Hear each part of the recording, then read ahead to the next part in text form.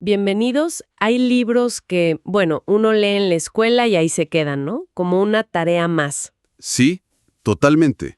Pero hay otros que, no importa cuánto tiempo pase, siguen golpeando con una fuerza increíble. Y hoy vamos a sumergirnos en uno de esos. Rebelión en la granja, de George Orwell. Uf, un librazo. A simple vista parece un cuento de animales, ¿no? Que toman el control de su granja. Sí, parece infantil. Pero lo que vamos a desmenuzar hoy es cómo esta fábula, escrita allá por 1945, es en realidad un mapa. Un mapa escalofriantemente preciso de cómo se construye una tiranía. Totalmente. Y para entender la valentía de Orwell, hay que situarse en ese momento, en 1945. Claro, el contexto es todo. El mundo acababa de salir de la Segunda Guerra Mundial y la Unión Soviética, que fue un aliado clave contra Hitler, tenía una imagen, pues, casi heroica al occidente. Se les veía como los buenos, digamos. Exacto. Muchos intelectuales en Inglaterra veían a Stalin como el tío Joe, una figura fuerte, respetable. ¡Qué increíble! Y en medio de todo eso, sale Orwell y publica este librito que, en esencia, le está gritando al mundo: están equivocados. Eso que admiran no es lo que parece. Justo. Les dice, no es un paraíso de trabajadores, es una dictadura brutal. Iba completamente a contracorriente. O sea que fue una provocación en toda regla. Una muy grande. Pues empecemos por el principio de todo. El momento que enciende la mecha. La reunión secreta en el granero. La que convoca el viejo mayor. Ajá. ¿Qué es lo que dice este cerdo sabio que cala tan hondo en los demás animales? El viejo mayor les da algo que nunca habían tenido. Un enemigo claro y una idea simple y muy poderosa. Una narrativa. Exacto, una narrativa. Su discurso es brillante en su simpleza. Les dice, sus vidas son miserables, cortas y llenas de trabajo. Y les pregunta. ¿Por qué? Y les da la respuesta. Porque el hombre se queda con todo el fruto de su labor. Y lo resume en esa frase. Uf, la frase es demoledora. El hombre es el único ser que consume sin producir. De repente, todo el sufrimiento tiene un culpable. El granjero Jones. Y una solución, claro. La rebelión. Y esta idea de que los trabajadores no reciben lo que merecen suena muy familiar, ¿no? Porque lo es. Fíjate que Orwell, que era socialista, está tomando la esencia pura del manifiesto comunista de Marx y le está convirtiendo en una fábula que todos pueden entender. O sea, los animales son el proletariado. Exactamente. Y el granjero Jones es el capitalista, el dueño de los medios de producción. La solución que propone el viejo mayor es la misma de Marx.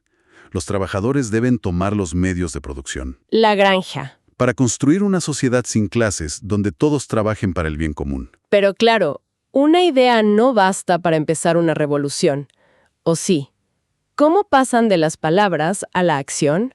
Porque cuando sucede es casi un accidente. Y ese es un punto genial de Orwell. La gran rebelión no es un ataque estratégico, planeado. No. Es un estallido de desesperación. El señor Jones, que representa al zar Nicolás II, es un borracho negligente. Se olvida de ellos. Se olvida de alimentarlos. El hambre se vuelve insoportable. Y no es la ideología, es el estómago vacío lo que los empuja. El hambre. Una vaca rompe la puerta del granero y se desata el caos. Cuando Jones y sus hombres intentan reprimirlos con látigos, los animales, por primera vez unidos, los expulsan. Y de la noche a la mañana son libres. La granja Manor ahora es la granja animal. La euforia debió ser increíble. Dueños de su propio destino. Y claro, de inmediato surgen los líderes.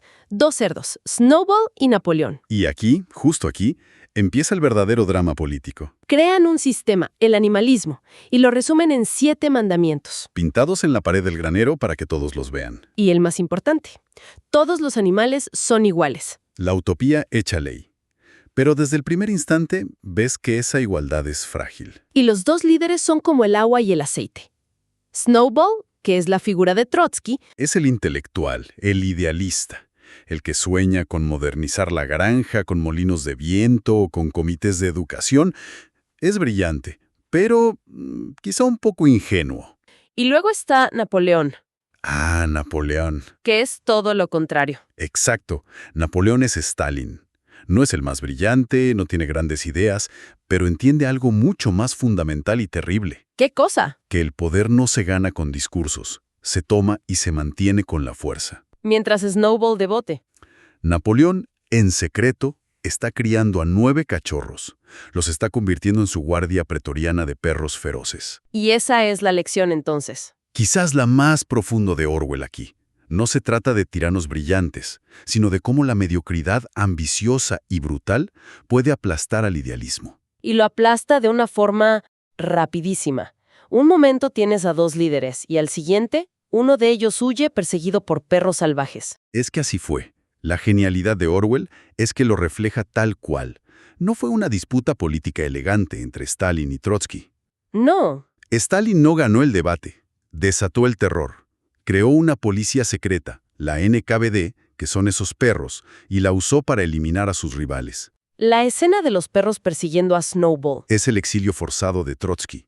No importaba quién tenía el mejor plan para el molino, sino quién tenía los dientes más afilados. Y con Snowball fuera, el camino queda libre para la tiranía. Totalmente libre.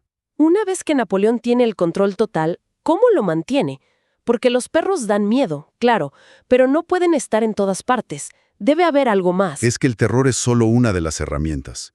Napoleón construye una maquinaria de control mucho más sofisticada. ¿Cuál es la primera pieza? El control de la narrativa. Y aquí entra Squealer, el cerdo propagandista, una figura fascinante. Su trabajo es justificarlo todo. Todo. Cada privilegio de los cerdos lo hace parecer un sacrificio por el bien común. Por ejemplo, lo primero que hacen los cerdos es quedarse con toda la leche y las manzanas. ¿Y cómo lo justifican? Squealer reúne a los animales y les dice, con una lógica retorcida: camaradas, no es que nos gusten, de hecho las odiamos. No puedo creerlo. Pero nosotros los cerdos somos los trabajadores cerebrales. Si nuestro cerebro falla, ¿saben qué pasaría? ¿Jones volvería? Exacto. Y con esa sola amenaza, la del regreso del antiguo opresor, consiguen que los demás acepten lo que sea. El miedo al pasado se convierte en la justificación para la opresión del presente. Es una manipulación psicológica brillante y a la vez aterradora. Y no se detiene ahí. Pienso en la historia del molino de viento. Uf, el molino. Porque al principio Napoleón lo odiaba, ¿o no? Se opuso con una ferocidad increíble. Hasta orinó sobre los planos de Snowball para mostrar su desprecio. Y de repente lo construye. En cuanto expulsa a Snowball, Napoleón anuncia que el molino se construirá. Y Squealer explica que en realidad siempre fue idea de Napoleón. Y que su oposición era una táctica. Una táctica astuta para deshacerse de la mala influencia de Snowball. Es un ejemplo perfecto de reescritura de la historia en tiempo real. Y no solo reescriben el presente, sino que empiezan a destruir el pasado de Snowball. Lo borran, por completo. Primero Squealer siembra dudas sobre su valentía en la batalla contra los humanos. Luego lo acusan de sabotador. Y al final, lo convierten en un traidor que siempre desde el principio es todo en complot con Jones. Y los demás animales, claro, no tienen cómo verificarlo. Su memoria es corta. No saben leer. Su única fuente de verdad es lo que les dicen los cerdos. Controlar el pasado es la forma más efectiva de controlar el futuro. Y mientras controlan la historia, también controlan la ley. ¿Qué pasa con los 7 mandamientos? Los van modificando. En secreto, por la noche. Como cuando los cerdos se mudan a la casa y duermen en camas. Los animales recuerdan que había una regla en contra. Pero cuando van a ver, el mandamiento dice: ningún animal dormirá en una cama con sábanas. ¿Le añaden palabras? Justo. Cuando empiezan a beber alcohol, la regla ningún animal beberá alcohol se transforma en ningún animal beberá alcohol en exceso. Es el colmo del cinismo. La ley se deforma para servir a los que están en el poder. Y la mayoría, al no poder confiar en su propia memoria, termina dudando de sí misma en lugar de dudar de sus líderes. Pero ¿cómo es que los demás animales no se dan cuenta? O si lo hacen, ¿por qué no hacen nada? Esa es la gran pregunta y Orwell da varias respuestas. Una es la ignorancia, como decíamos. No saben leer. Otra es la propaganda incesante. Las ovejas, por ejemplo, A las ovejas. son la herramienta perfecta. Apenas pueden pensar, pero son muy buenas para repetir consignas. 4 patas sí, 2 pies no. Exacto. Cada vez que alguien empieza a cuestionar algo, las ovejas se ponen a avalar eso y ahogan cualquier debate. Es el ruido sin sentido silenciando el pensamiento crítico. Y cuando la manipulación ya no es suficiente, Se usa la fuerza bruta. y llegamos a la escena más oscura del libro, me parece. La asamblea donde Napoleón desata a sus perros. Es un punto de no retorno. Ya no es corrupción, es terror puro. Es el momento en que la máscara se cae por completo. Napoleón convoca a todos y sus perros arrastran a varios cerdos que habían protestado tímidamente, Los obligan a confesar crímenes absurdos. que colaboraron con Snowball, que sabotearon el molino, y en el acto los perros les desgarran el cuello. Y no se detiene ahí. La matanza sigue con gallinas, un ganso, ovejas. Al final hay una pila de cadáveres a los pies de Napoleón. Por primera vez desde que se fue Jones, el olor a sangre llena la granja. ¡Qué imagen tan brutal! ¿A qué evento histórico se refiere Orwell con esto? A las grandes purgas de Stalin en la década de 1930. Fue una campaña de terror paranoico en la que Stalin eliminó a cualquiera que pudiera ser una amenaza, real o imaginaria. Viejos líderes, generales, intelectuales. A todos. Miles fueron arrestados, forzados a confesar crímenes ridículos en juicios farsa, y luego ejecutados o enviados a los gulags. ¿El objetivo era? Aniquilar cualquier semilla de oposición, gobernar a través del miedo absoluto. Después de esas ejecuciones en la granja, ya nadie se atreverá a levantar la voz jamás. Y con el tiempo, la vida se vuelve aún más dura que con Jones, pero ya nadie parece recordarlo. Las nuevas generaciones nacen bajo el régimen de los cerdos y lo aceptan como algo normal. Lo que nos lleva a esa escena final, que es simplemente demoledora. Es una de las conclusiones más potentes de toda la literatura, creo yo. Los animales, ya viejos, cansados, se asoman a la ventana de la casa. Y adentro ven a los cerdos, que ahora caminan en dos patas y visten ropa, jugando a las cartas con los granjeros humanos. Están celebrando una alianza. Y en un momento estalla una pelea por el juego. Y en medio de los gritos, los animales miran las caras de unos y otros. Y ahí viene la famosa línea final. Los animales asombrados pasaron su mirada del cerdo al hombre, y del hombre al cerdo, y nuevamente del cerdo al hombre, pero ya era imposible distinguir quién era uno y quién era otro. Es devastador. La revolución completó un círculo perfecto para terminar exactamente en el punto de partida. O peor. Exacto. Los nuevos amos son indistinguibles de los antiguos. El ideal de igualdad fue totalmente destruido, Los libertadores se convirtieron en tiranos. adoptando no solo los privilegios de sus antiguos opresores, sino también su apariencia y sus vicios.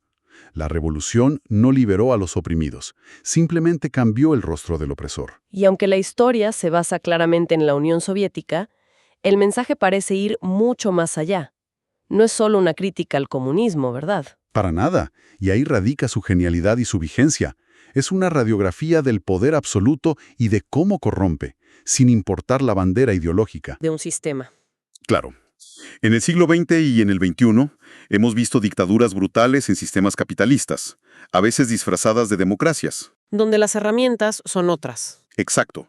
En lugar de la policía secreta, se usa el poder del dinero para controlar los medios, se crea propaganda institucionalizada, se vende opresión con una etiqueta de libertad. Las herramientas cambian, pero la mecánica del poder es la misma. Entonces, Rebelión en la Granja es una advertencia que se renueva constantemente. Nos muestra con una claridad brutal lo fácil que es que los ideales más nobles Se pudran desde adentro. que se pudran desde adentro por la ambición de unos pocos. Exactamente. Y por eso, la pregunta que nos deja flotando el libro no es sobre animales o sobre historia rusa. Es una pregunta para nosotros, hoy. ¿Cómo se manifiestan estas mismas tácticas en nuestras sociedades? La manipulación de las noticias, la reescritura de la historia para que encaje con la narrativa del poder, el uso del miedo al otro para justificar recortes de libertades. La repetición de eslóganes vacíos para callar el debate. La verdadera advertencia de Orwell es que estemos atentos, para que no llegue un día en que miremos a nuestros líderes y a aquellos a quienes decían combatir y nos demos cuenta. ¿De qué? De repente, ya es imposible distinguir quién es uno y quién es otro.